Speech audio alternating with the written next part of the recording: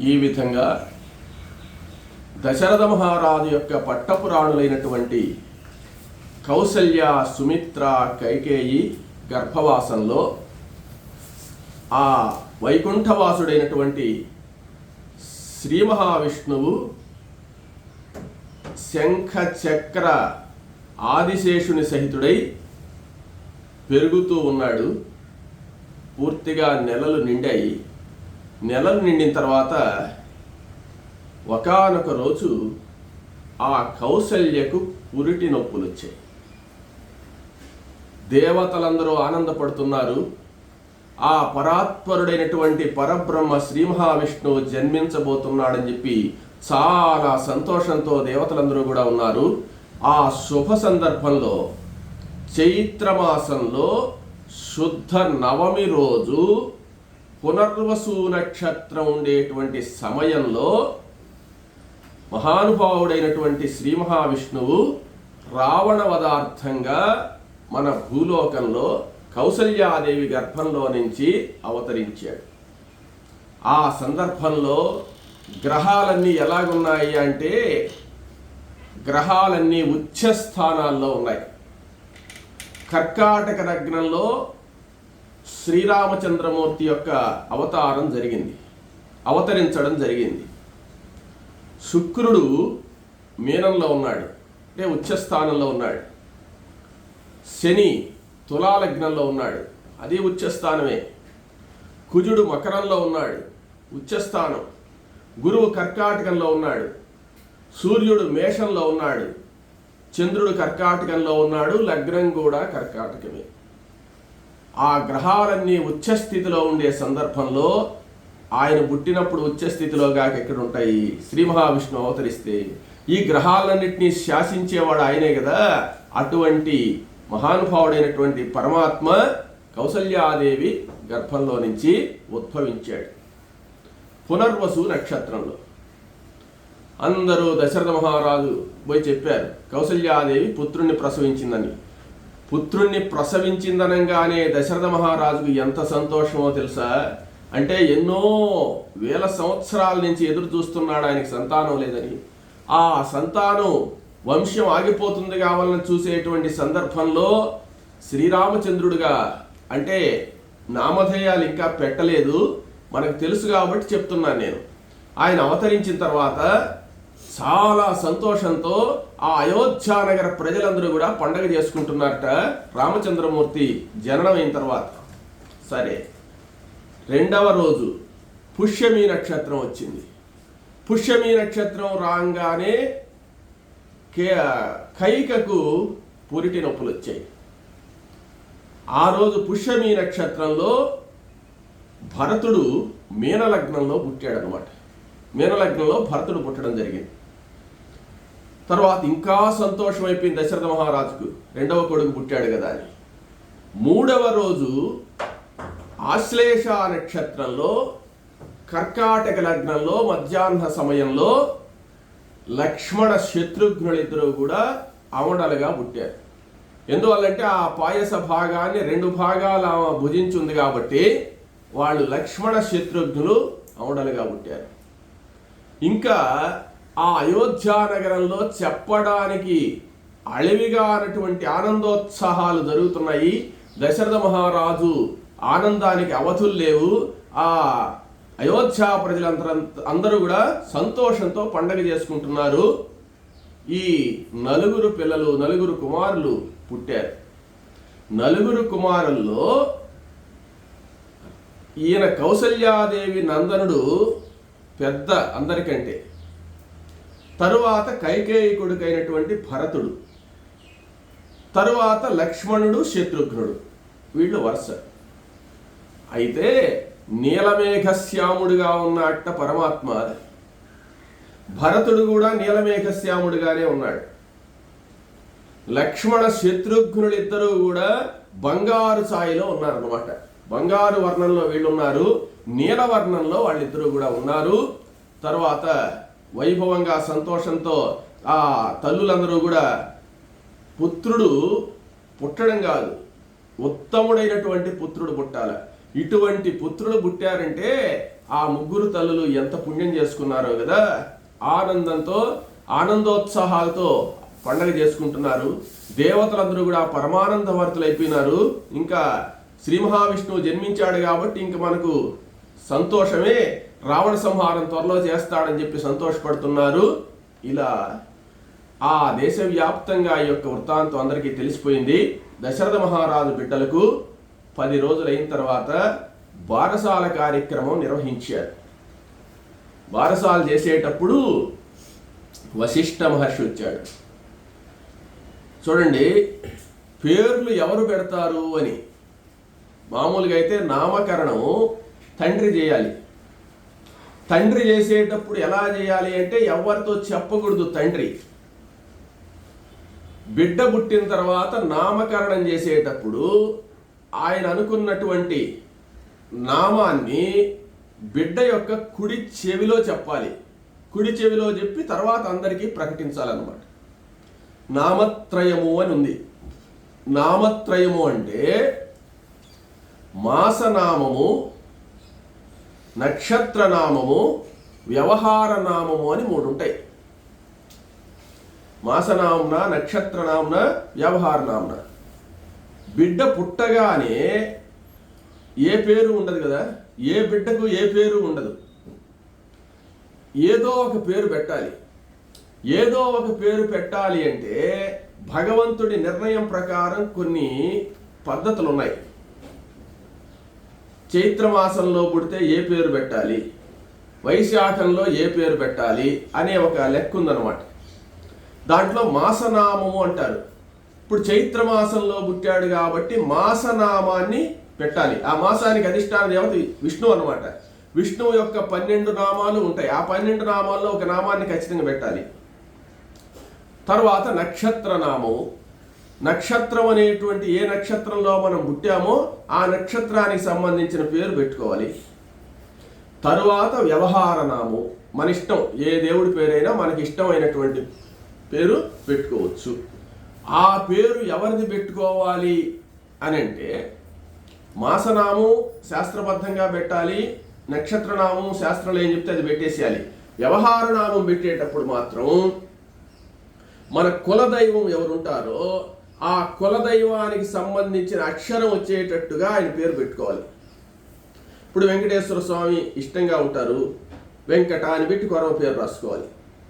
సుబ్రహ్మణ్య స్వామి ఇష్టం ఉంటారు, సుబ్రహ్మణ్య అని కానీ సుబ్బు అని కానీ పెట్టి కొరవ పేరు పెట్టుకోవాలి. చెంచులక్ష్మి ఇష్టంగా ఉంటుంది, కులదేవత, చెంచు అని పెట్టి కొరవ పేరు పెట్టుకోవచ్చు. అదేవిధంగా అనేకమైనటువంటి పేర్లు వాళ్ళకి ఏదేదో, ఇంకా వాళ్ళ కులదేవతలు చాలామంది ఉన్నారు కదా, వాళ్ళలో ఎవరి ఇష్టమైన దేవుడి పేరు ఇచ్చేసి వ్యవహారనామం తర్వాత పేరు పెట్టుకొని అలవాటు ఉంది. ఇక్కడ త్రేతాయుగ సాంప్రదాయంలో తండ్రి కాకుండా ఇక్కడ వశిష్ఠుడే నామం పెడుతున్నాడు అనమాట. అంటే తల్లి, తండ్రి, గురువు, దైవం అన్నాడు కదా, రాజులకి ఏంటంటే మొత్తం గురువు గారి మీదనే వదిలేస్తారనమాట. ఇప్పుడైతే గర్భంతో ఉన్నప్పుడే మొదలు పెడతారు చెవుల్లో, ఈ పేరు పెట్టుకుందాం, ఆ పేరు పెట్టుకుందాం, స్వామితో చెప్పు, రేపు పేరు పెట్టేటప్పుడు ఈ పేరు పెట్టించని మనం చెప్పి పెట్టిస్తాం పేరు. ఎవరి చేత? పురోహితుడి చేత. దశరథ మహారాజు ఏం చెప్పలేదు. వాళ్ళు యజ్ఞం చేయమంటే చేశాడు.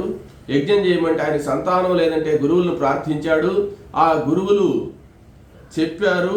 యజ్ఞం చేసిన తర్వాత సంతానం కలిగింది. ఆ సంతానానికి ఏం పేరు పెట్టాలనేది మీరే మహాత్మా అన్నాడు. వశిష్ఠ మహర్షి వచ్చి చూచి, వశిష్ఠ మహర్షి ఛాయ చూచి ఈయన ఆ ఉయ్యాల్లో పండబెట్టుంటే రామచంద్రమూర్తి నవ్వుతున్నట్టు ఆయన ఛాయ చూసి, అంటే నాకు పేరు పెట్టేదానికి వచ్చావా అన్నట్టుగా. ఎంత దృష్టమో చూడండి వశిష్ఠ మహర్షికి.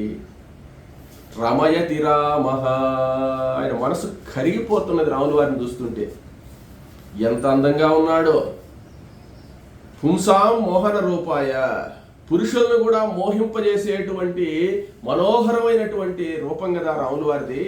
ఆ రామచంద్రమూర్తిని చూసి రమయతి రామః, రామః అని పేరు పెట్టాట. ఈయన పేరు రాముడయ్యా అన్నాడు.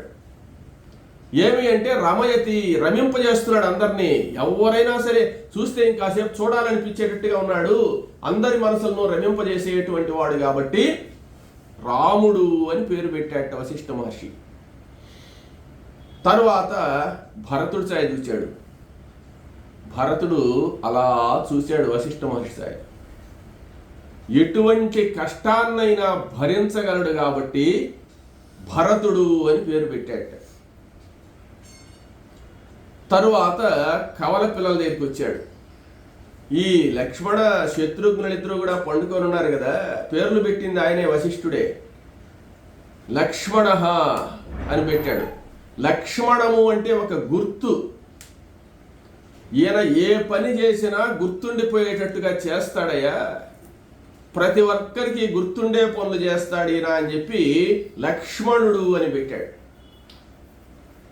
శత్రుఘ్న, శత్రుఘ్నుడు చూచాడు. ఎటువంటి శత్రువునైనా ఘ్న చంపేస్తాడు, సంహరిస్తాడు కాబట్టి శత్రుఘ్నుడు అని పెట్టాడు. ఆ శత్రుఘ్నుడు చక్రం, భరతుడు శంఖం, లక్ష్మణస్వామి ఆదిశేషుడు, శ్రీరామచంద్రమూర్తి శ్రీ మహావిష్ణువు. ఆ విషయం వశిష్ఠ మహర్షికి బాగా తెలుసు. ఇన్ని సంవత్సరాల నుంచి, ఇన్ని యుగాల నుంచి సూర్యవంశపు రాజుల దగ్గర పురోహితుడుగా ఉంటున్నాడు ఈయన వశిష్ఠ మహర్షి. ఒకసారి అడిగారు ఆయన్ను, ఏమయ్యా నువ్వు తపస్సు చేసుకోవచ్చు కదా అరణ్యాలకు పోయి, ఇక్కడ ఎందుకు వృధాగా నువ్వు ఒక రాజు కుటుంబం దగ్గర పురోహితుడిగా ఉండడము అని చెప్పంటే, అప్పుడు వశిష్ఠ మహర్షి చెప్పాడు, నాకు తెలుసు పురోహితం నీచ వృత్తి అని, కానీ ఎందువల్ల పురోహితం నీచ వృత్తి అన్నాడు? రాజా రాష్ట్రకృతం పాపం, రాజపాపం పురోహిత అని. రాష్ట్రంలో అంటే దేశంలో చేసిన పాపాలు, ఎవరున్న ప్రజలు పాపాలు చేస్తుంటే ఆ పాపాలు చేయడానికి కారణం రాజు కాబట్టి, రాజు సక్రమమైన పరిపాలన లేకపోతే కదా ప్రజలు పాపాలు చేస్తారు, అందువల్ల ఆ పాపాలన్నీ రాజుకు చుట్టుకుంటాయట. రాజపాపం పురోహిత, రాజు చేసిన పాపాలన్నీ పురోహితుడికి వస్తాయట. అందువల్ల పురోహితుడు రాజుని సక్రమమైన మార్గంలో పెట్టి నడిపించేటువంటి బాధ్యత పురోహితుడి మీద ఉంటుంది. మంచి చెడ్డలు చెప్పాల్సిన బాధ్యత. ఇన్ని బాధలు దేనికి? ఆ రాజుల యొక్క పాపాలని మనకు దేనికి? నువ్వు తపస్సు చేసుకోకూడదా? ఎక్కడన్నా పోయి లక్షణంగా అడవిలో తపస్సు చేసుకోకూడదా? నీకేం భోజనానికి లేదా, ఏమి లేదని అడిగారు. అప్పుడు ఆయన అన్నాడు, నాకెంత పాపం వచ్చినా, ఎంత కష్టమైనా ఆ కుటుంబానికి పురోహితుడిగానే నేను ఉంటాను అని చెప్పాడు. ఎందువల్లంటే వైవస్వత మన్వంతరంలో 24వ త్రేతాయుగంలో శ్రీ మహావిష్ణువు అక్కడ అవతరించబోతున్నాడు. ఆయనకు పేరు పెట్టే అదృష్టం నాకు వస్తుంది. నేను పురోహితుడిగా ఉంటే ఇంకెవరికి లేదు కదా అధికారం, నాకు ఆ అదృష్టం వచ్చింది కదా. ఆయనకు ఉపనయనం చేసే అదృష్టం నాకు ఉంటుంది, ఆయన దగ్గర కూర్చొని పెళ్లి చేసే అదృష్టం నాకు ఉంటుంది. అంతకంటే నాకు పుణ్యం ఏం కావాలి? ఎంత పాపం వచ్చినా పర్వాలేదు, ఆ పరాత్పరుడి కళ్యాణం చేయించే అదృష్టం నాకు వస్తుంది కాబట్టి నేను అక్కడ పురోహితుడిగా ఉంటానని చెప్పాడట వశిష్ఠ మహర్షి. ఆ అదృష్టం ఈరోజు ఫలించింది. ఆయనకు నామకరణం చేశాడు. నామకరణం చేసిన తర్వాత వైభవంగా వశిష్ఠ మహర్షిని సన్మానించాడు దశరథ మహారాజు. అనేక మంది ఋష్యాదులు వచ్చారు, ఆ అయోధ్యాపుర ప్రజలందరూ కూడా వచ్చారు. ఆ బారసాల కార్యక్రమాన్ని వైభవంగా చూశారు, తిలకించారు.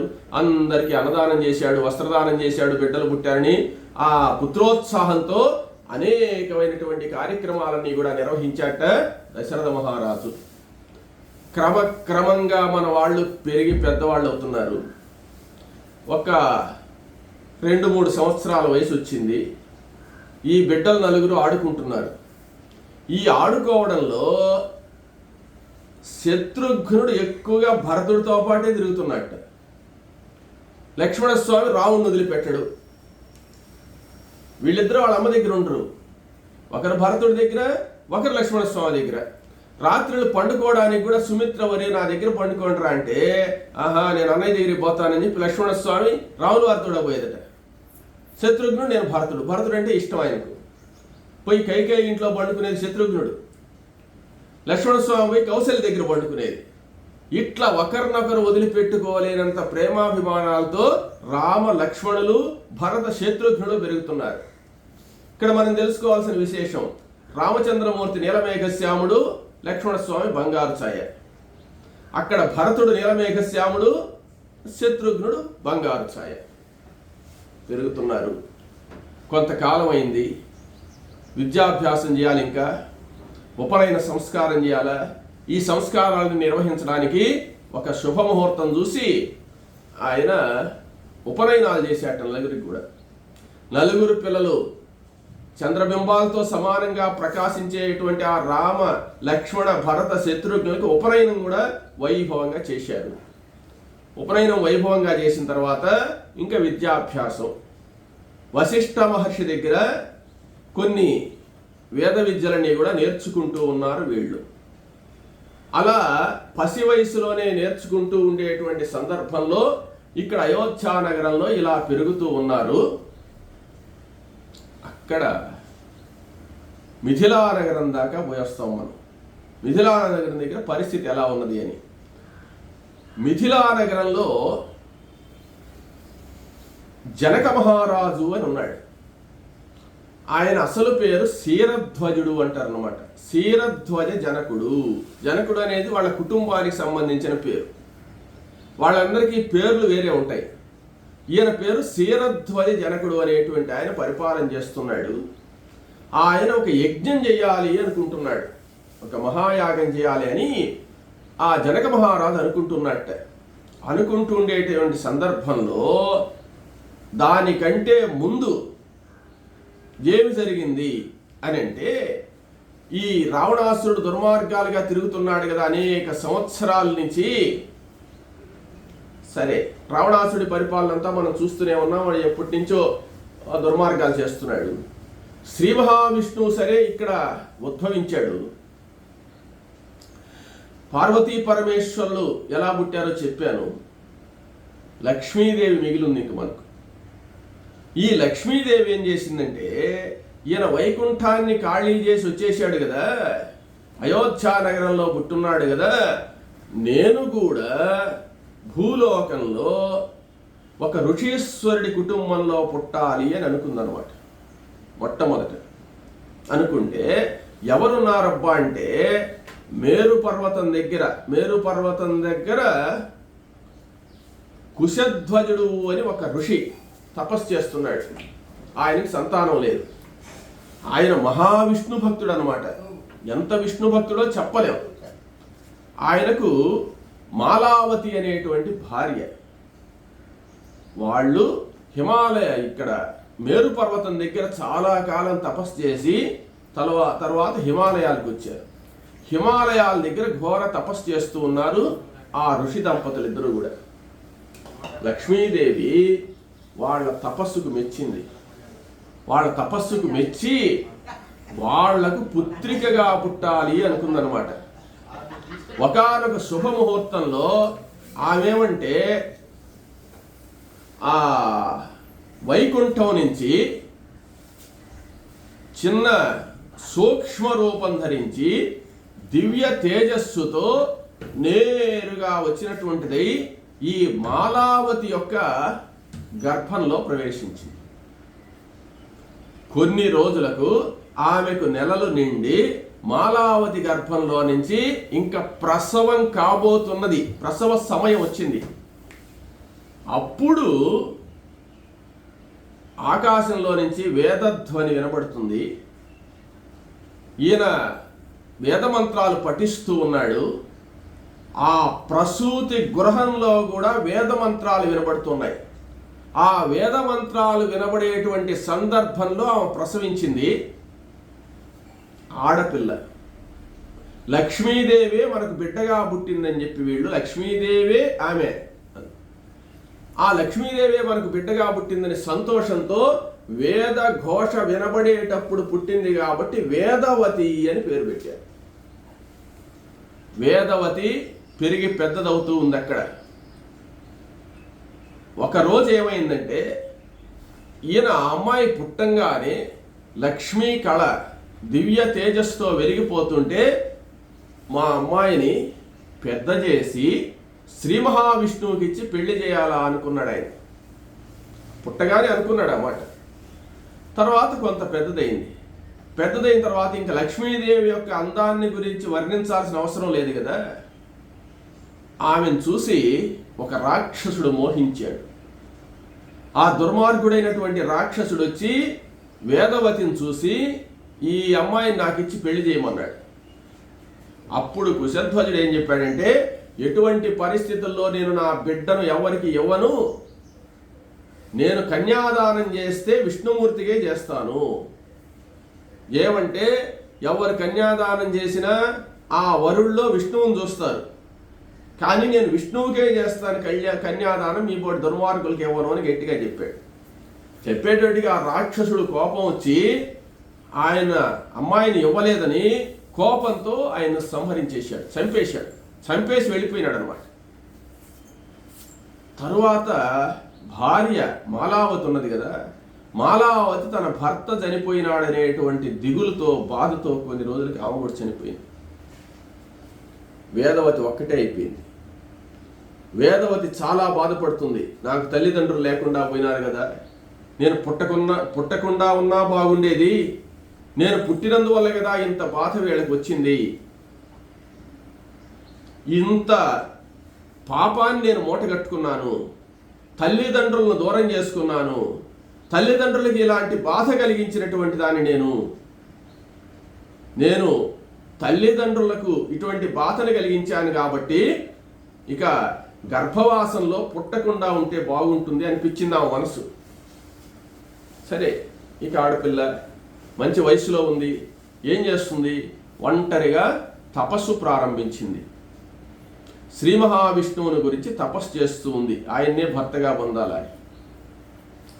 ఆమె తపస్సు చేసుకునే సందర్భంలో ఒకానొకసారి రావణాసురుడు వచ్చాడు అక్కడికి.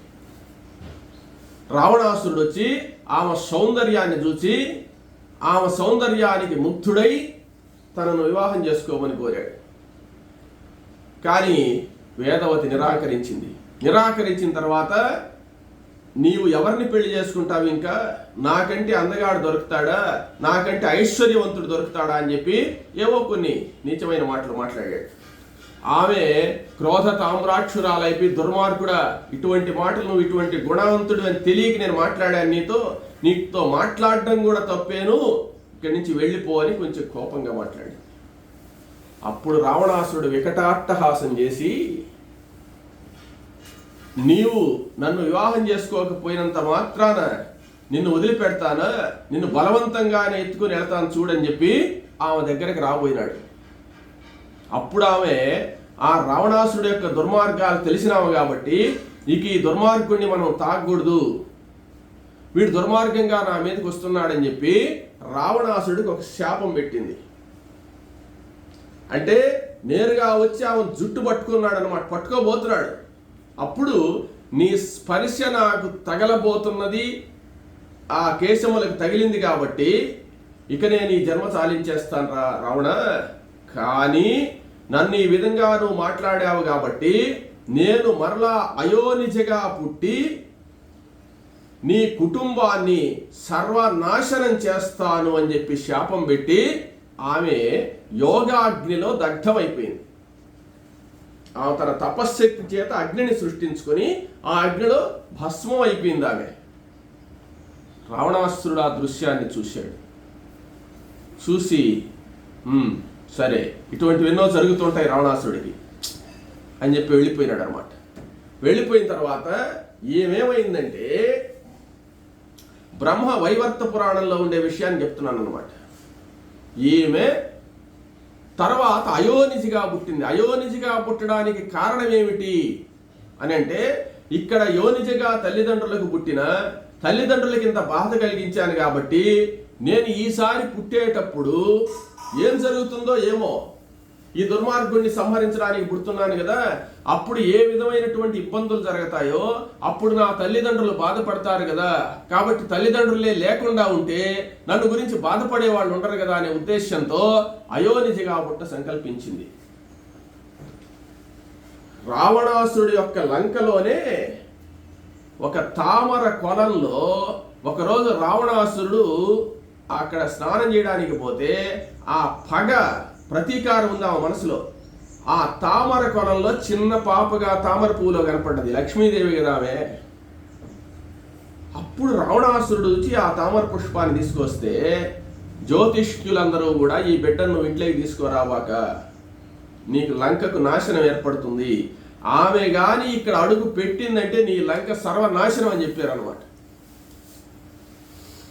ఓహో, ఇంకా చంపేద్దామంటే శిశువుని చంపడం దేనికి లేని చెప్పి ఒక చిన్న పెట్టెలో పెట్టి సముద్రంలో పారేయమన్నాడు.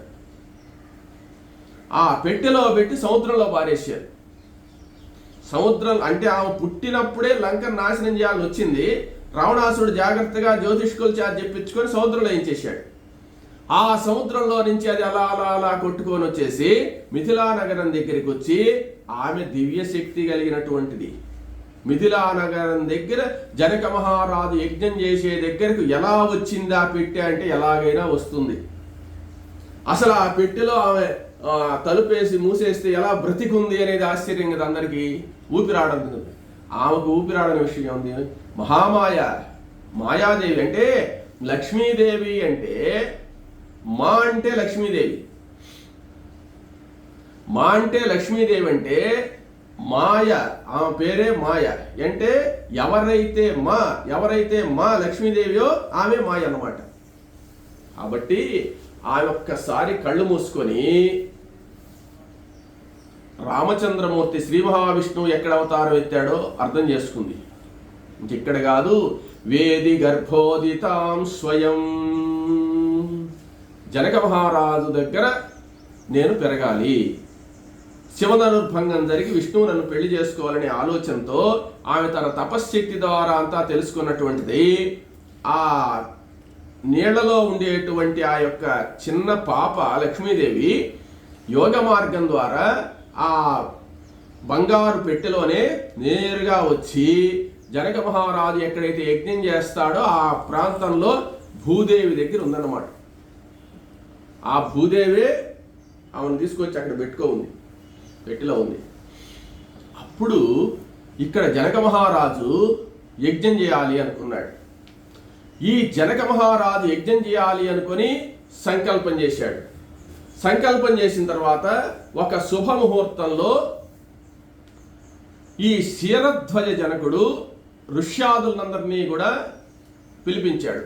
ఋష్యాదులందరినీ కూడా పిలిపించి యజ్ఞం చేయాలి, ఒక సమ ప్రదేశంలో ఏర్పాటు చేద్దామని చెప్పి ఒక నదీ ప్రవాహ తీరంలో యజ్ఞానికి సంబంధించి అనేక మంది ఋష్యాదులు వస్తారు కాబట్టి యాగశాలలు అవన్నీ కూడా నిర్మాణం చేసేసి ఏర్పాటు చేస్తున్నారు. యజ్ఞానికి ముందు ఏం చేస్తారంటే భూమిని శుభ్రం చేస్తారు, చదును చేస్తారు. ఆ భూమిని చదును చేసేటప్పుడు మొట్టమొదట ఎవరైతే యజమానిగా ఉంటారో ఆ యజమాని, మామూలుగా యజ్ఞం చేసేటప్పుడు కానీ ఎప్పుడైనా మనం మనుషులను పెట్టి శుభ్రం చేయించండి అంటాం, మొట్టమొదట శుభ్రం చేయాల్సింది యజమానే చేయాలన్నమాట. భూశుద్ధి అనేటువంటిది ఆయన చేయాలి. ఆయన దివ్యమైనటువంటి ఆ వృషభములు, ఎద్దులు కట్టినటువంటి నాగేలు తయారు చేశారు. ఆ నాగేలకి అన్ని విధాల ఋష్యాదులందరూ పూజ చేసిన తర్వాత ఆ ఎద్దులన్నిటికి కూడా పూలతో అలంకరించి ఆ నాగేల్ని ఏమంటే బాగా పూజించి అలంకరించి దానికి కావలసినటువంటి ఆహుతులన్నీ కూడా ఇచ్చి అక్కడ జరపాల్సినటువంటి కొన్ని హోమ కార్యక్రమాలు ఉన్నాయి. ఆ హోమ కార్యక్రమాలన్నీ కూడా చేసి వాళ్ళు ఆ యజ్ఞాన్ని ప్రారంభించారు. ప్రారంభించగానే ఈ జనక మహారాజు వచ్చాడు. జనక మహారాజు యొక్క భార్య సునయన అనేటువంటి ఆమె, ఆ దంపతులు ఇద్దరు కూడా వచ్చి ఆ నాగేటిని పట్టుకున్నారు. శుభముహూర్తంతో ఆ ఋష్యాదులందరూ కూడా వేద మంత్రాలు ఉచ్చరిస్తూ ఉన్నారు. అప్పుడు ఈ నాగేటిని ఆయన ముందుకు పోనిస్తూ ఉన్నాడు జనక మహారాజు. తరువాత ఏం జరుగుతుందనేది తర్వాత తెలుసుకుందాం.